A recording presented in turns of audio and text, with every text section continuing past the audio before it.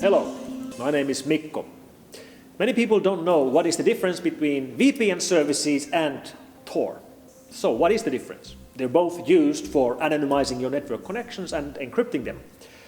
Well, Tor is based on open source and it's run by volunteers, which means it's a free service. You pay no money to use Tor.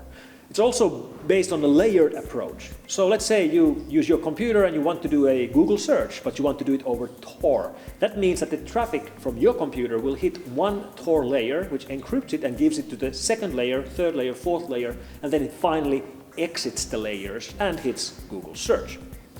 Well, the results of that layered approach are several. One is that it's slower. There's multiple layers, it takes a little bit of time.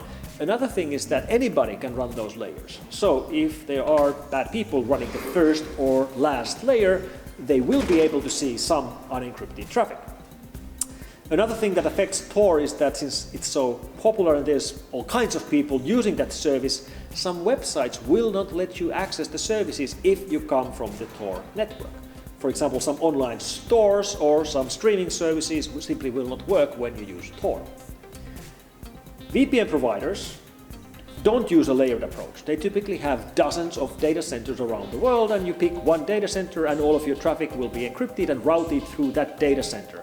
It's going to be much faster because there's no layers, and if you trust the VPN provider, in that sense there's not going to be an enemy who could possibly look at some of your traffic if they happen to be the first or last node. And since most VPN traffic is by corporate user for business purposes, these don't really get filtered nearly as badly as Tor traffic does. However, Tor can also be used in a different way.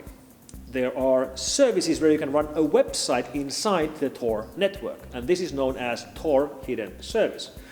And most likely the best known Tor Hidden Service website was the Silk Road service, which was providing illegal services including selling drugs and guns over the Tor Hidden Service network. Now, we shouldn't get the misconception that everything on Tor is bad, because that isn't true. All kinds of people use Tor. I use Tor myself, and Tor is especially important for dissidents living in totalitarian countries. But in a nutshell, comparing Tor and VPN, Tor is slower and gets filtered more, but it's free. And VPNs give you better performance and they work better because there's less filtering, but you have to pay money for the service. And that is the difference between Tor and VPN.